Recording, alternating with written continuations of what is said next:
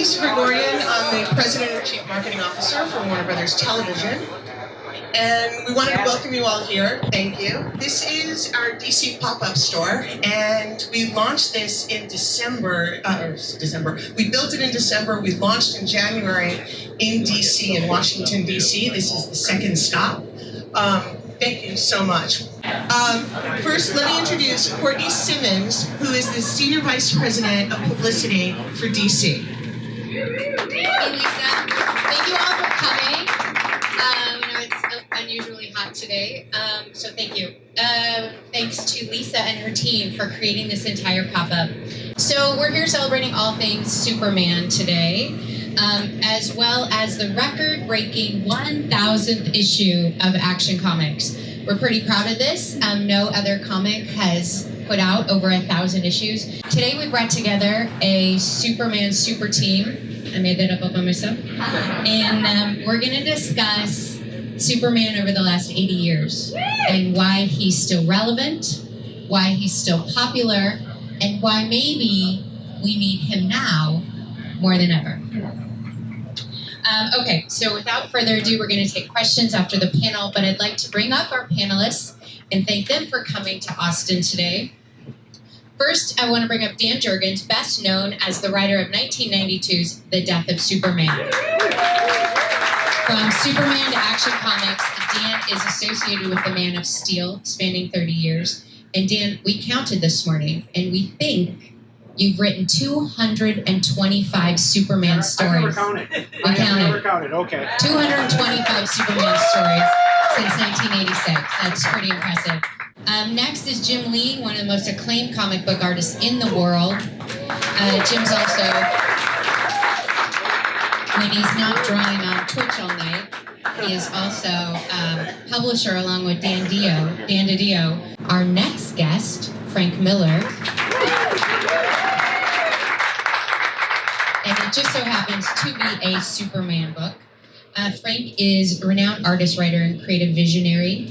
Next is the newest member of the team, Michael Bendis. Please join us. Brian's been busy revolutionizing Marvel Comics for the last 20 years. And we are so thrilled that he's jumped ship. And we recently announced that he's rocked the comic world by joining DC. All right, next, let's go to Krypton. What happened before Superman got here? Let's find out. Cameron Welsh is the executive producer of upcoming sci-fi show Krypton. He's also a longtime DC family member, as he also produced Constantine. Next is Nadria Tucker.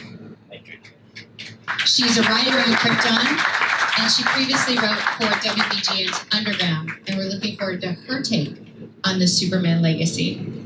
And finally, Lina Patel, also a writer on Krypton. Lina is a graduate of the Warner Brothers TV Writers Workshop, which is a pretty special program that Lisa Gregorian and her team put together with some help of some colleagues across Warner's, and it's to find the next great writers. And then moderating this all-star lineup is not me, thank God, but somebody who actually knows how to ask good questions, and that's Laura Prudom from IGN, longtime journalist, very well-respected, DC fan, Superman fan, and she's going to take it from here. Thanks. To kick us off, Dan, you've obviously worked on one of the most seminal moments in all of comics with the death of Superman. So what was it like to be part of that pop culture phenomenon at the time, looking back? It was singularly unique because I don't think we'd ever see anything like that again. A lot of different things had to come together in order for that to happen. But it was really all about a story that dealt with what Superman means to us in terms of by taking him out of the books. That's how you really address what he meant to everybody. So it worked out very well, very unique. And you're currently building to the end of your run on Action Comics, so what can we expect? You're not going to kill him again before you pass him off to Brian? No, not going to kill him at all. This is, I have a story that is titled From the City That Has Everything. And that's sort of a play on words from a famous Alan Moore story for the man who has everything. And it addresses somewhat the same sort of theme, which is the idea of what does Superman mean to Metropolis? And I think it's a fitting story for Action 1000, something that's actually been around for 1,000 issues. Amazing. Well, Jim, first you took the red trunks away and fans freaked out. Now 5 years later you're bringing them back and fans are freaked out again. So what's it like to kind of make these changes to such an iconic character? It's a heavy responsibility. Yes, changing the trunks. It's funny. I think even when we took away the trunks, we knew that eventually they would return. I mean, all things in comics. No one remains dead. No trunks remain unworn. So we knew they would eventually come back, but we wanted to wait for, and we knew there would be a moment that would arrive, but we had no plan really exactly when that would happen. And then I think Brian coming over and then hitting 1,000 and looking at the character of ways to reinvent or do new things with him. Going back to the red trunks was a really cool way of kind of going forward by going backwards, because there's other things that Brian's doing that's going to kind of really change the fans' understanding of the character. And we thought by bringing back the red trunks, we could kind of make it a more palpable transition or change. And so it's a bit of a it's a fun thing to do. These are the things that we can kind of play around with, that we know that the fans respond to. But at the end of the day, it's all about the story. And so as much as they react to the trunks leaving or coming back, at the end of the day, it's the story and the character. And we have some really exciting things planned. And so we feel that the trunks really kind of help bring notice to the fact that we're going to be doing these changes with the character himself. Frank, tell us a little bit about your new DC Black Label book, Superman Year One, which I think launches in August. How is this kind of a new take on Superman's origin story? The whole idea behind this book is to introduce Superman as if you've never heard him in the first place, and then bring him back to some of the things that make the character so extraordinary. The galactic voyage he takes as a boy, the way he discovers the world, and the way he's so emblematic of a hero's journey. He's so biblical in his dimension. But it's mostly, for me, it's going from the gloomy dark guy to the hero of the sun, and doing my best to do justice to this, but to treat it as a brand new idea. Brian, hi. Welcome. I've read that one of the reasons you decided to come to DC was to work on Superman. Is that true? What about the character draws you in so much? Well, I was just telling the other guys this, I'm a little Jewish boy from Cleveland, and in Cleveland you grow up and you're told over and over again, rock and roll and Superman were born here. That's all we have, and some decent pizza. And so it was like they offered in front of me. Everyone thought maybe I'll come to do Batman, but all I wanted to do was Superman. And I surprised Dan and Jim with this. And then it was the next phone call where Dan calls me up and goes, you can have the shorts. You want the shorts? And I go, yeah, the shorts is a thing. He goes, there's a lot of controversy with the shorts. I think you should bring the shorts back. I go, I'm done. And now my life is filled with strangers from all over the world tweeting me about other people's underwear. It's a wonderful door I've opened for myself. But honestly, the idea of hope in this environment that we're growing up in right now, it seems now more than ever we need Superman. It just feels like it's time for Superman, and writing a character who exudes hope to everyone around him, and the burden that is. It's a burden to carry for everyone, and we've seen it with other public figures and stuff where they represent something so much larger than themselves, and we're going to experience what that feels like, and then we're going to experience what it feels like for him personally. Keep it down there, and I'll just yell at you. Okay. What can you tell us about the upcoming stories? You obviously have a story in the 1,000. Yeah, that was another exciting thing. Dan calls up and it goes, listen, I don't want to get too excited about what we have Action Comics 1000 just really around the corner. It just sounds like the perfect place for you to start your run. and like do a little teeth maybe, and I'm like, one of my favorite comics of all time is Superman 400, which is the celebration of Superman not just as a character and an icon, but just as comics, as art. You're in there actually. There's all these beautiful stories and drawings by some of the greatest artists of all time. So to be part of the 1000th version of that is crazy. It was so excited to be part of. So we're using that as a jumping on point for what we're going to do, which is the very next week is Man of Steel #1. It's a 6-issue big event. Every single issue drawn by one of the greatest artists in DC Comics. And by the end of that storyline, we're going to have a new status quo and a new situation for Superman and his arrangement in the DC universe. And then right after that is Superman #1, followed right after that by Action Comics 1001. And we'll be taking him into the future. Krypton is obviously a very unique combination of past and future. So why did that feel like such a fertile ground for storytelling in terms of this MCU? Well, I think what makes it an important story to tell now is touching on some of the things that the guys said already. What Dan spoke about with Superman, when he's not there, we feel his absence and we understand what he means. And part of what we do in Krypton is explore an idea of what would happen to the universe if Superman was never born. That becomes one of the plot points that we sort of pivot around. And then, like Brian said, at this time, I think the idea of hope, a character who embodies hope, is really important for us. So while we don't have the character of Superman, we explore his legacy, and we explore the foundations of that legacy and the House of L and how it came to be defined as being emblematic of hope. Nadria, hi down there. Hi.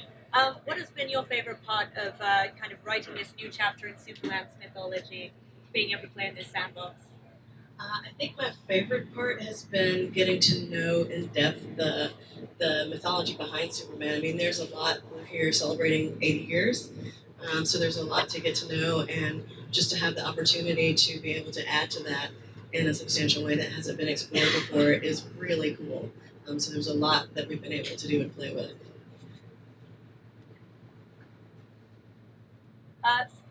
Lina, since time travel is involved, does this mean that we can kind of expect that maybe things could change, the future could change? Is it kind of malleable? Can you talk a little bit about how you're playing with time and the repercussions of that? Yeah, the opportunity to time travel gives us a lot of creative freedom, and literally anything can happen.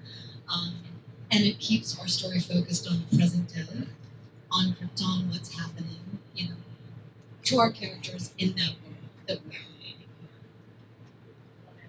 Krypton as a place is somewhere that hasn't been too deeply explored in kind of the comics and on screen so much. So how much license does that take you? Can you talk a little bit, any of you on the show, about kind of creating that world and that mythology and being able to really build a civilization in a way that we haven't seen?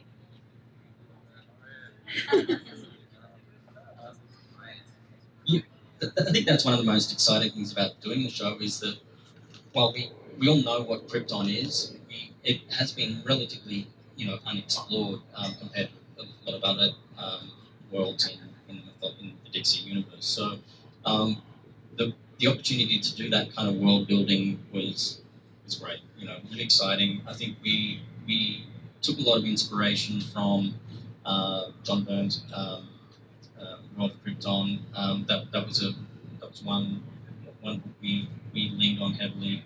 But apart from that, we really had a lot of freedom to kind of create what we needed for the show. We'll come back on this later. Yeah, Brian, you keep it. Okay. I'll speak for you. Yeah, speak for everyone. You and Jim are working together on Action Comics, so can you talk a little bit about the collaboration process? Yeah, actually, this is a really exciting thing for me. I've been a fan of Jim's for years and years and years, and it just seemed throughout the entirety of my career that Jim and I were never going to be in the same place at the same time, that I could even get in line to work with him.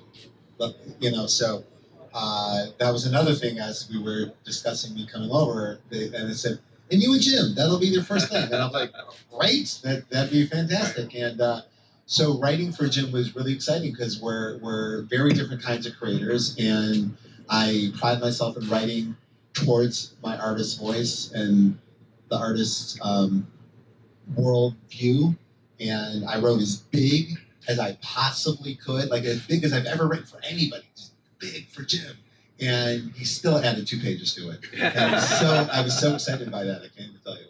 So yeah, it's a big Superman filled with iconic imagery, and it really teases everything you're going to need to know going forward for Man of Steel. And we drop a bomb on our very last page about the Superman mythology that will have people talking, hopefully more about that than his underpants. Crypto is back. Crypto is back, and he's been behind every crisis since the beginning of Crisis. We do it. What about Sparky? Sparky, that guy's a pain. Frank, you obviously have written for both Batman and Superman, and so you have such an amazing grasp on both of these characters. Is there one that you find easier to get into the mindset of? How have you kind of found working with Superman? The more I think about Superman, the more in love with him I get. Yeah. With Batman, it's now he's a familiar, he's a guy I've known a long time. But with Superman, he's a world to explore, yeah. and his what I love about him is his purity, that he is in every sense an absolute hero, and a hero is a wonderful device to define everything else around him. He has the small town aspect, but he's also an element.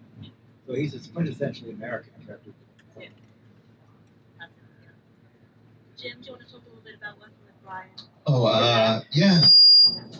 I met Brian, I want to say like 2005 or something. It was at a convention, like an after party or something like that, and he was working at Marvel, and that's kind of when we started talking about collaborating.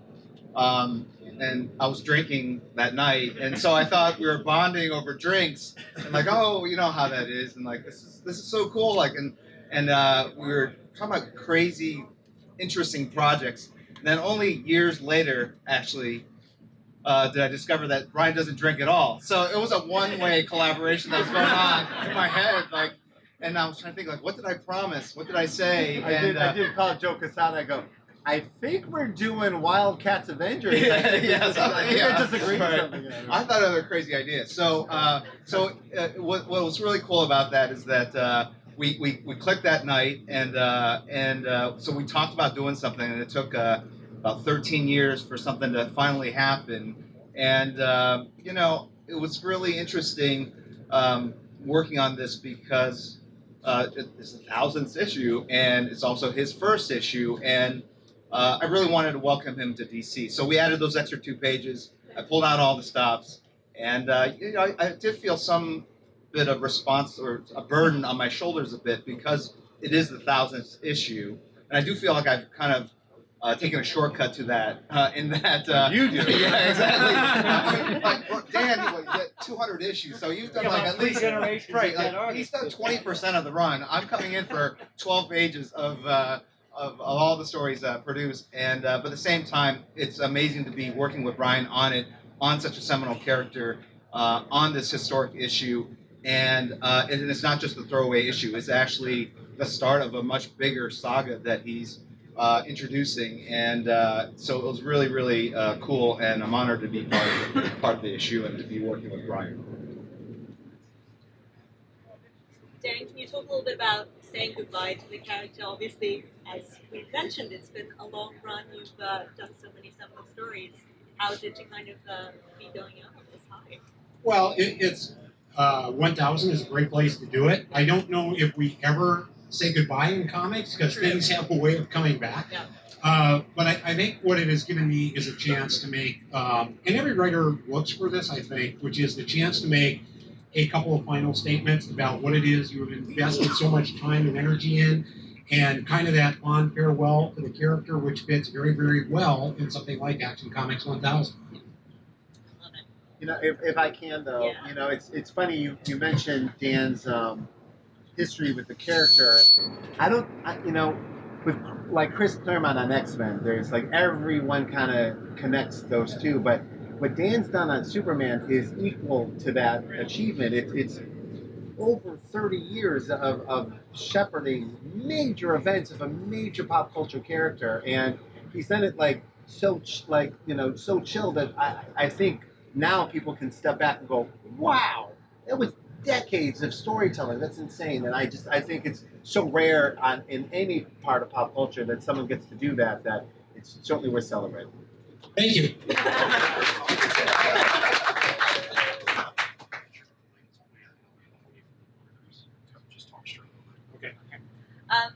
I want to go down the line and talk to you each about what is your favorite Superman story? What is the kind of first memory you have, or something that has kind of always stuck with you about the character that you're kind of bringing to your careers now? The first comic I ever bought was a Superman comic when I was a kid at the grand old price of 12 cents.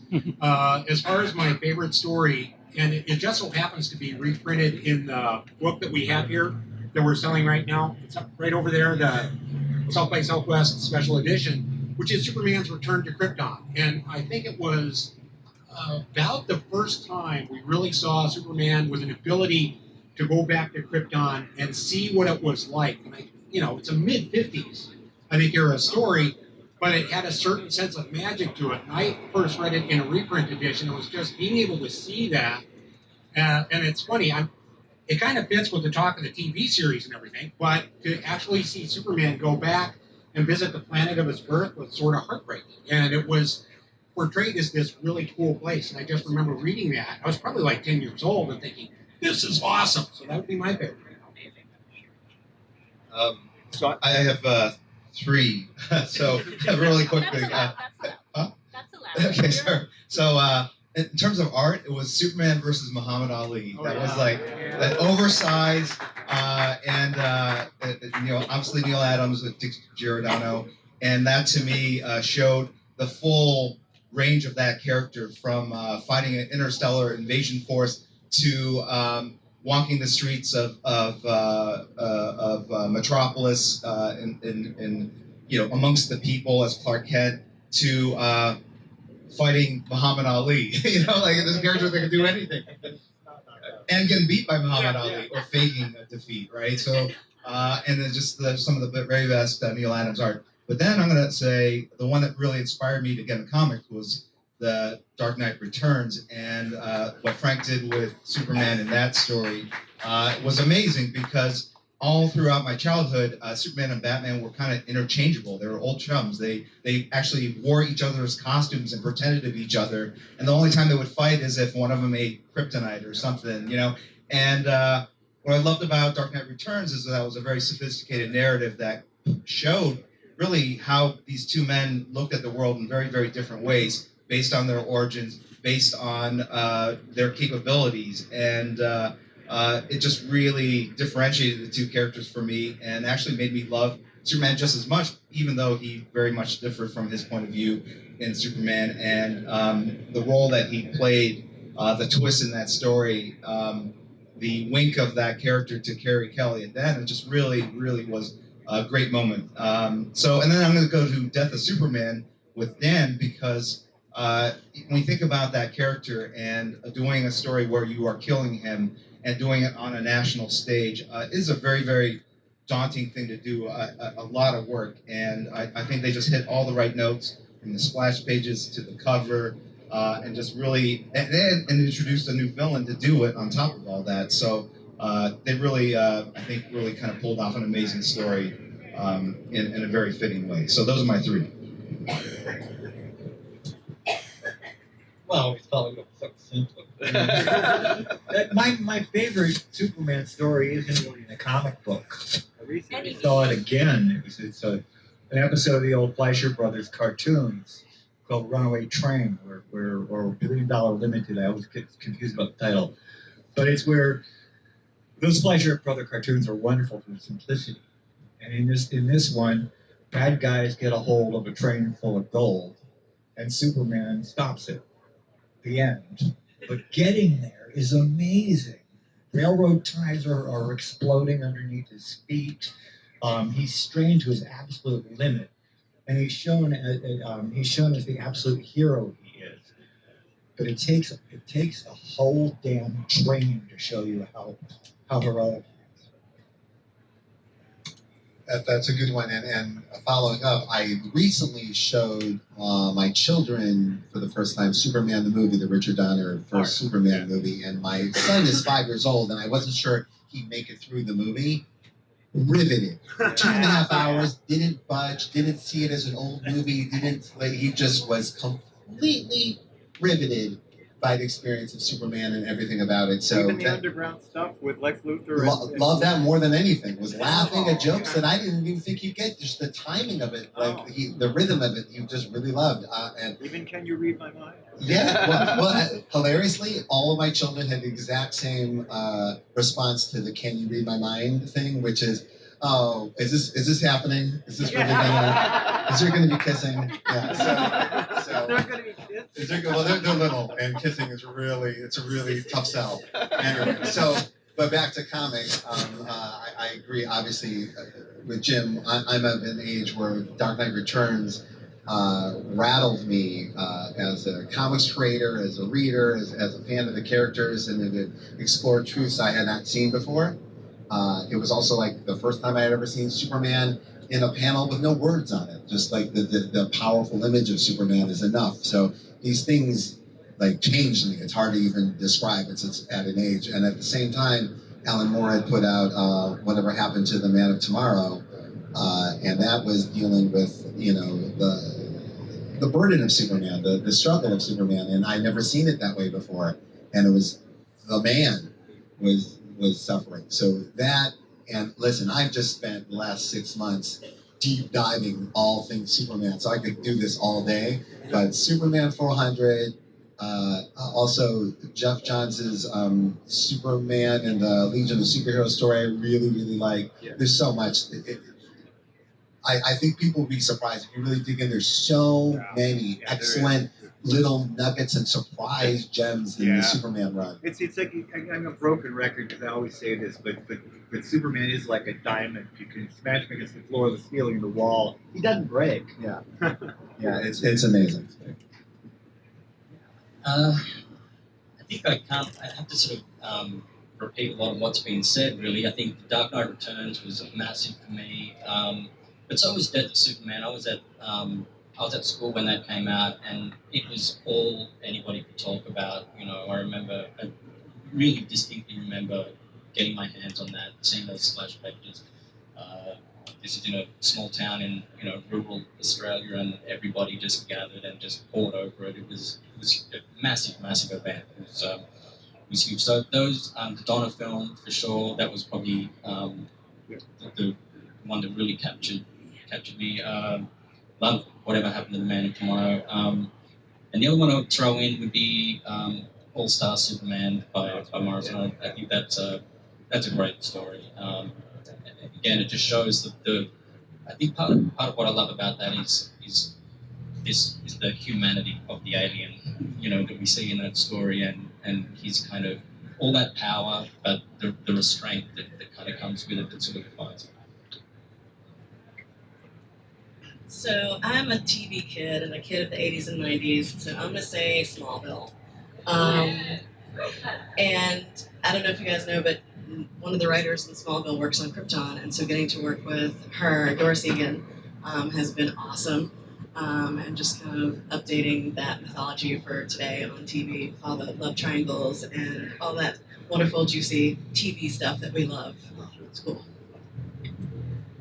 I'm still discovering the comics, but the Donner film, the memory I have of that, growing up in Irving, Texas, and being a little girl, my mom bringing the film home and us watching it together just made the world a little bigger. I watched it with my daughter recently, and it was just, and she knows that I'm working on Krypton, which is an adult show, so you can't see that. But watching Superman, the Donner Superman throw was just, it brought back so many memories of being a little kid myself, feeling like I didn't fit in, and just like what it meant to me at that time, growing up in Irving. It just made me feel less alone, you know. And I feel like today everyone's gotten so cynical and slick, and so working on Krypton now is kind of great because we're creating that legacy of hope, and so I feel like I'm sort of revisiting some of my favorite moments with my mom watching the Dawn film when I was a kid. So. I'm going to open it up to questions here. If anyone has one, if you want to raise your hand, and we'll throw a microphone at you. Yes, sir. This one's for Dan. Everybody's talking about your long tenure, 30 years. You've also shepherded Superman through. Hi. This is Dan Jurgens' question. Your long tenure you've shepherded it through a number of editorial changes and regimes. What in your last kind of couple of years with the character, what have you been able to do with Clark and the whole cast of characters that you wouldn't have been able to do, say, in 1988? I think that right now, in terms of what we have for a storytelling ability, is a more patient audience. That we can, if I go back to 1988, I think we tried to take a story and wrap it up a little quicker, whereas now we can let things really unfold. And I think explore character a little more fully than we did then. That's just my perception. I know I certainly work differently now than I did in 1988. So I think that allows us to explore different ramifications of the character that back then we would not spend as much time on. And we can explore Clark's life and Lois's life a little more fully that way. And I think that allows for a deeper story, ultimately. Jim, as co-publisher, one of my favorite parts of the Superman world is Lois Lane. And we're talking a lot about things that are happening with Superman himself. But as we have all of these diversified lines that are emerging at DC, is there room for example, maybe Lois Lane to get, even if not an ongoing series, a mini-series, something like that? Are there big plans for Lois? Yeah. How do you answer that one, Jim? Well, I know you're a longtime fan of comics and DC Comics, so you know full well that we could not disclose anything that we would have. If we had any plans, I would wink twice. But that's hard. Sorry, okay. All right, I'll just talk loudly. Got it, all right, okay. So all I can say is that Brian has a lot of plans, and he's a very prolific writer, and we have a lot of other tremendous writers that have the same passion for a lot of the characters of the whole DC mythology. So I can't really speak beyond that, other than to say we are fully aware of the love of these characters, and we would be remiss in not addressing the desires of the readership and the fans to see more of those kinds of stories. So that means a crypto ongoing. I don't know what that means. This is what publicity tells me to say when tough questions come up. Hi guys, open question to anybody. For me, Superman is closely tied to being a reporter and journalism being under attack. I'm just kind of curious as to what you guys think of that and how it might pop up in future stories. I actually spent the day yesterday shadowing at the Oregonian. I live in Portland, so just to show you how important the Daily Planet is to the stories we'll be telling. Because I on top of, yes, journalism being under siege in a way in my lifetime it never been before, but on top of that, I'm absolutely fascinated by the fact that a lot of what has happened to Clark has happened to Clark. Like, he was sent here. Choices were made for him. The biggest choice he made for himself is to be a reporter. Like, he chose that. Like, he doesn't have to do anything. He chose, I need to be with them, and of all the jobs I could have, I think I need this one. And why? Because truth. There's parts of truth and justice that Superman can't punch his way through, but Clark can reveal truth through journalism, through storytelling, through and his looking for it. I think being a reporter is an extension of that. That fascinates me. That's him saying, "This is what I want to do." And as a writer, and I have a lot of friends that are journalists, and I deeply understand that connection to like having that perfect day of I told the truth today. I told the story people needed to hear, and I was the only one who could have done it. Training yourself to be that on top of everything else he has to do is fascinating to me. So we'll be diving into that head first because nothing is more fascinating to me. There's also it's a wonderful case where you can show his courage. Mm-hmm. There's a bit on the old George Reeves TV show where something's going down, and I think Perry White says, "Where's Kent?" And Lois says, "Oh, you know Clark." Meaning he's tearing off and taking care of something. It was this whole mild-mannered thing came much later. I like a good brave Clark Kent. And that's what I like about Lois Lane too. I've said out loud. Fearless. Yeah, she may be the bravest person in the DC universe because listen, Clark's diving in, but you know. Let's remember, she was the one who, in the Donner movie, decided to figure out to make to test whether Clark could fly or not by throwing herself out of a skyscraper. Again, a bold choice, but still.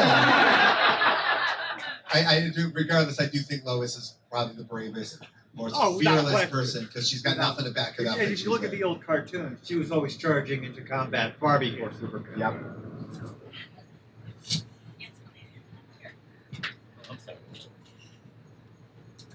Hello. This one's for Mr. Miller. You worked with John Romita Jr. on Man Without Fear, so I was wondering what it's like to work with him again so many years later. It's like going to heaven without dying. He's magic. Every time I talk over a scene with him or write something down, what comes back is brilliant and better than I could have done. He's as good as they get. Thank you. Joe Quesada described it once that Johnny draws everybody like they're made out of granite, like they've been sculpted on the page. It's kind of Not little Kal-El. I'm in love. He's the little boy is so precious, and we spend some time in the rocket with him, and those big blue eyes are staring at you, taking in the universe.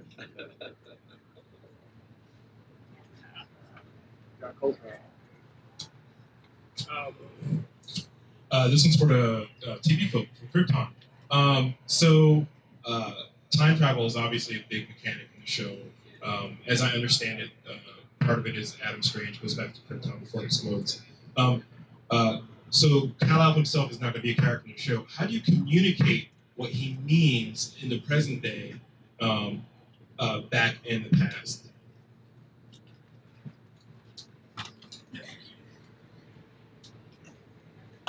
That's a good question. I think, what Superman stands for today is hope, right? That's what the symbol currently means. And what we've done is sort of work backwards from there. What are the traits and values that, you need in order to instill hope in someone, to raise someone to become Superman? It's not just about his bloodline. It's also about, the way they lived and the values that they hold. So I think that's kind of where we come at it from. And I think because you mentioned Adam, he definitely will be one in for the audience watching because Adam has all the love of Superman that we all have, and he's constantly going to be bringing that up because he has an agenda, it's very specific, and Superman's grandfather, who our show Seg, he doesn't know who Adam is, he doesn't know who his grandson is, so he's discovering that through Adam. It's an extremely relatable character. You guys talked a little bit about the DC characters and what the games are also really great.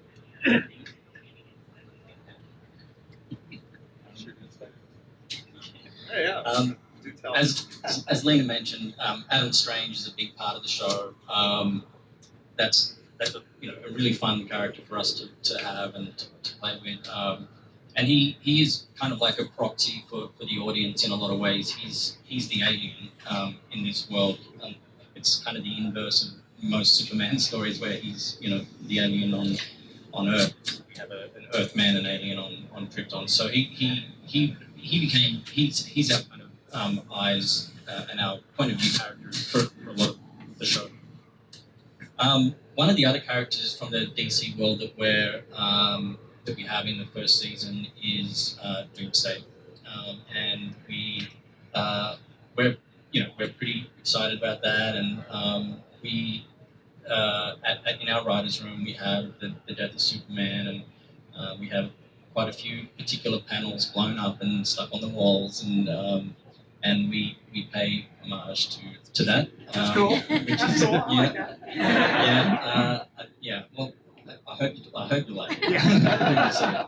And we also have Brainiac, and that we're really excited about. I think it's the first time Brainiac's been done in live action, which is quite extraordinary, really, that this is the first time, but there it is. And yeah, we're happy with the way it came out. I mean, we made a choice in how we wanted to do Brainiac, and we were trying to decide between making him a fully CG character or whether to use prosthetics, and what would work best for us in terms of a TV budget, but also to give the fans the Brainiac that they that they've been waiting so long for and that they deserve. So we're happy with the way it came out. So again, another really great character to write for.